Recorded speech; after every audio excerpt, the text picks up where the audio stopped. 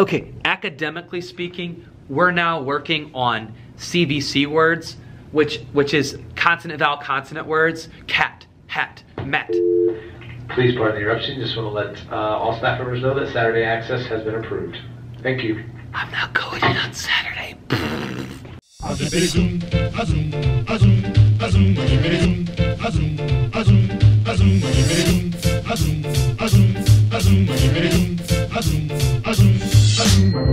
We bop and hippity hop, I'm as happy as I can be. Whoa, boom, boom, and hippity zoom. Love is sweet, love is grand, works one. We bop and hippity hop, I'll never be a millionaire.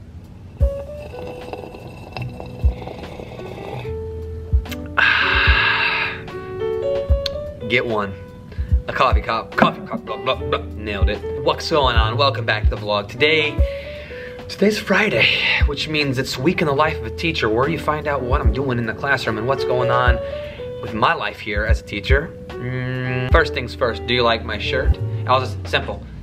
He knows. And I think it's a little menacing, if I do say so myself. And it's this time of year where you can reference Santa and all the cameras and the cameras and everything, and everybody, Santa's watching. We had the added benefit of today, Santa himself came into the classroom, and the most beautiful part of it was I was able to use that all morning. And I would say, I knew he was coming in at 9, but I was like, he could come in at any minute. Make sure he sees you doing the right thing. And so it was a good day. It was a good day. Overall it was a good day. A solid week, minus a couple little thingies here and there. But you know, we gotta take the good with the bad. And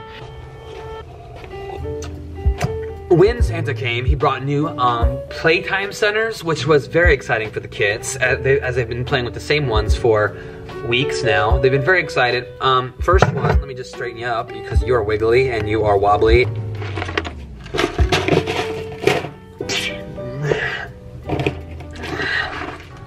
Legos. This is like 30 bucks though, and you don't even get that many. Never underestimate the power of Legos. They'll lose their like newness after a while, obviously, but there's always that one kid that loves to build stuff, so you gotta have you some Legos, because you know, it's actually academic too, because they can build stuff and whatnot. Oh, also, got new, oh yes, they were mostly excited about this, new batteries, because the Wiimotes were going dead, and I got new batteries. And now they can do 4-player again, and so they played 2-player, and whoever came in second place had to pass it up, but now whoever comes in fourth place has to pass it up, and so more kids can play. They were super stoked about that. Like, they were more excited when I revealed the batteries. There was more of an audible cheer for the batteries than anything else. So that should tell you a little bit about. Okay, then I got these bad boys, giant coloring pages, and a brand new colored pencils. You know how it goes. Basically, if they do this center, they have to pick one of these, a picture out of one of those. Hang on, and work on it. And one of my friends, Max, he picked one, and he's gonna finish it up next time. And so it was just a nice, calm, quiet activity. I typically don't like coloring pages because I want kids to be able to be more creative and create their own. But that was also an option. But coloring in the lines is nice, and they can, since they're posters, they want to hang them up at their house or whatever. So they can color the Frozen or the Avengers, and it was nice to see them. That was a nice, fun addition. And the final thing, if I can find it, just some simple watercolor paints. They about lost their darn minds over these too, you know, but they're already getting kind of funky. So I'll have to replace these quite often, I imagine. But you know, hey, it's just. For some reason, I mean, I'm not gonna judge or anything.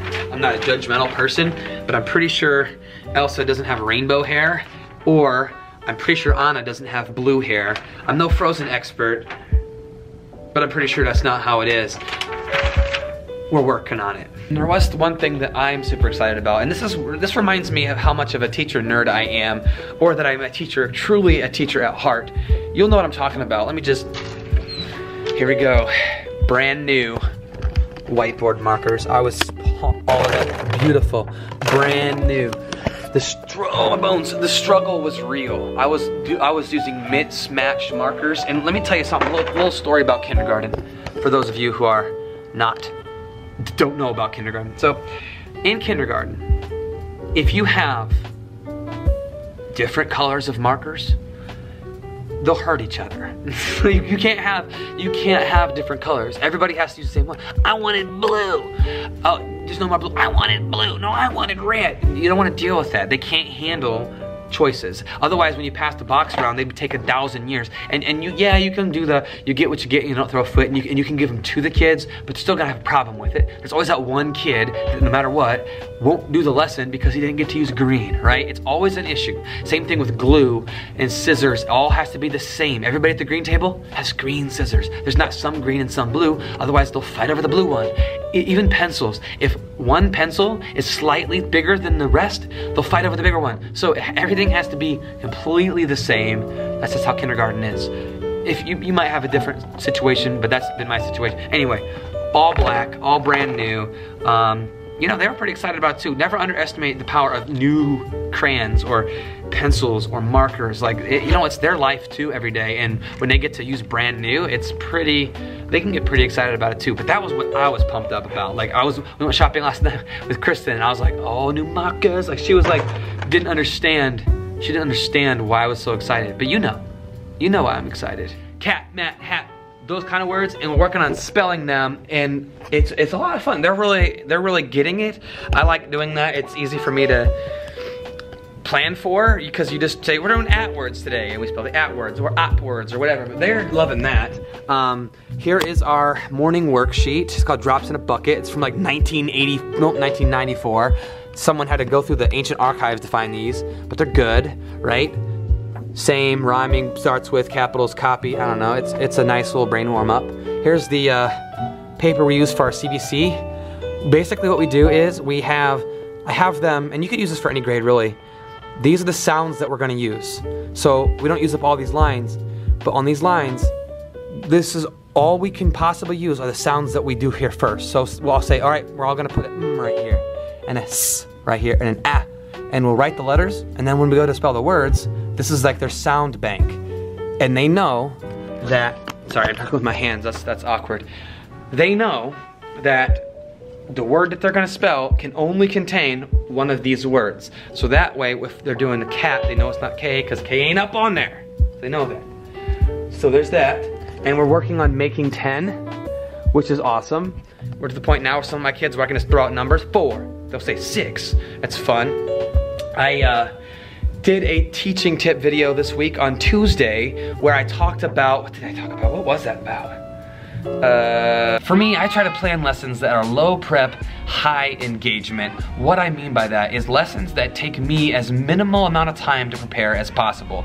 What's the quickest way from point A to point B? What do the kids have to learn or be able to do? And what's the quickest, most efficient way to get them there that they can also be engaged? Oh, it was a lesson planning tip about low prep, high engagement lessons.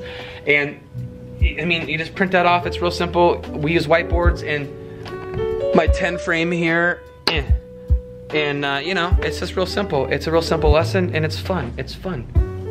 We're working on sight words. Today, we have the same paper every time. I have it in this book thing with all the sight words in it, and we fill it out, we cut it in with glue, all that good stuff. I mean, we're learning in here. It was funny, one of my kids today, Max, he was like, Mr. Thain, I'm sweating.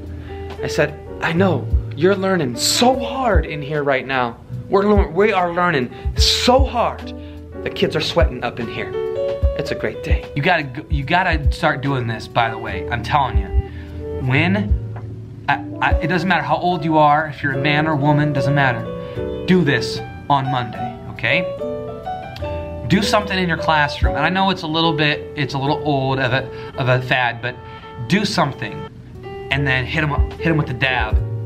They will lose their minds. We were doing a sight word game on the iPad, and I got the answer right. I was demonstrating how to do it right, and I got it right. And then I hit them with the dab, and you would have thought like Jesus Christ of Nazareth himself came down from the heavens. They were like that floored that I had dabbed on all of them. And so we started doing that. At the end, we would have kids answer a question during an activity, right? You're peppering them with questions, and so when they answer it right, you gotta hit them, you know, I gotta hit them with the dab. And just, I know it's a bit old of a fad. I'm kind of behind on the times a little bit on that kind of stuff, but the kids will still enjoy it. And it's fun. Another trick for kindergarten is talking about the rules and then writing them. So when we have, this was for snack time, eyes on the board, and this guy right here, he's not talking, see? And then hands folded, that's my picture of I know. Look, I said I'm not judging, so you don't judge.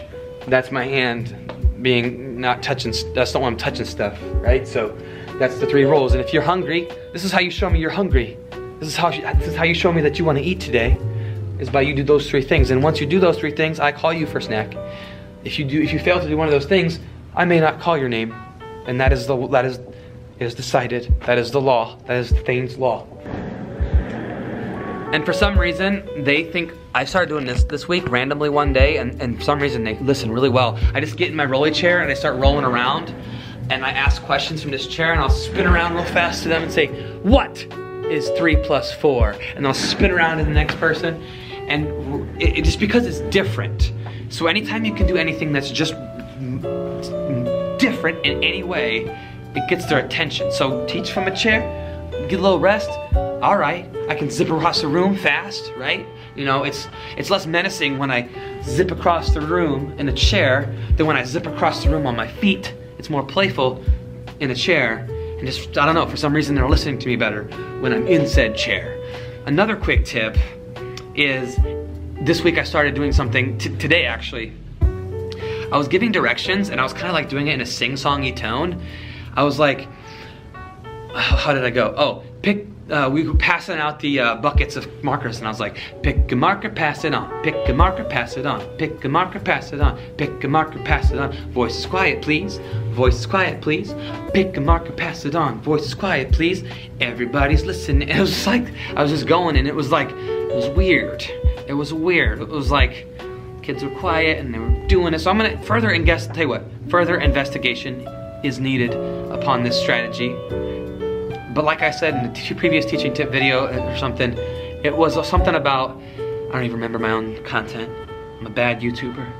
So something about anytime you switch up your voice at all, whisper, or be loud, or just talk in old English, or just randomly Spanish, or use huge words that you have to explain later. It can just be just enough to get them to look at you, you know? Or use a weird word instead of saying, put your eyes on me.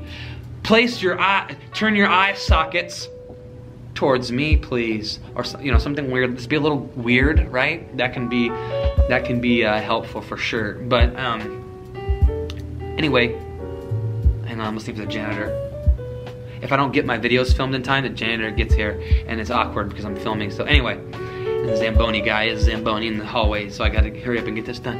So this week, solid week overall. I'm dealing with some extreme behaviors, but everybody else is on board. It's one of those things where as teachers, we're gonna have to deal with behaviors. And the first thing that I have to work on, and the first thing that overarches everything is relationships. And I need to do better at building a relationship with this child. I thought we was cool. But apparently he's got, you know, I gotta work on it better, right? So, you know, I'm gonna try and build it a little bit on Monday, half day Tuesday, and then Christmas break, son. We're ready to go for that. So we're coming back fresh, clean slate on after Christmas break. And I implore you, I'll tell you if you're a new teacher, listen up good. Okay, I'm getting close so you can hear me. When you get back from Christmas break, please, it's the first day of school again. Assume nothing. Assume nothing. Pretend like they've never been in a school before. Day 1, minute 1, all over again. Even maybe go back to your first day of school lesson plans. I'm telling you, don't assume anything. Oh, 2 weeks off?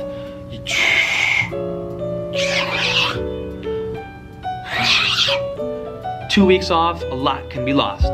So that's what I'm gonna do. We're gonna power through a week, day and a half. Nice, easy break. You enjoy your break because I'm not doing a week in the life of a teacher video next week because I'm gonna be in my underwear probably playing video games. So yeah, definitely have a good Christmas break, and I really hope you recharge, refresh.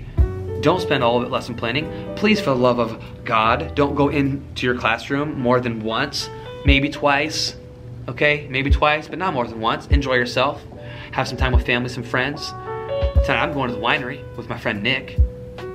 Yeah, we're gonna have some wine and talk about school and other stuff in life, and then play some video games because I'm gonna have a good time. Anyway, just relax, enjoy yourself. Relax. Have a good, restful Christmas break. Remember what this season is all about. Remember what the season is all about. If you are a celebrator of Christmas, if you're a celebrator of Hanukkah, or one of the other wonderful holidays, enjoy that, please. Enjoy yourself, enjoy your time off. Love you guys. Thanks for watching. Find your gift, share it with the world, and remember, you are worth it. See you tomorrow.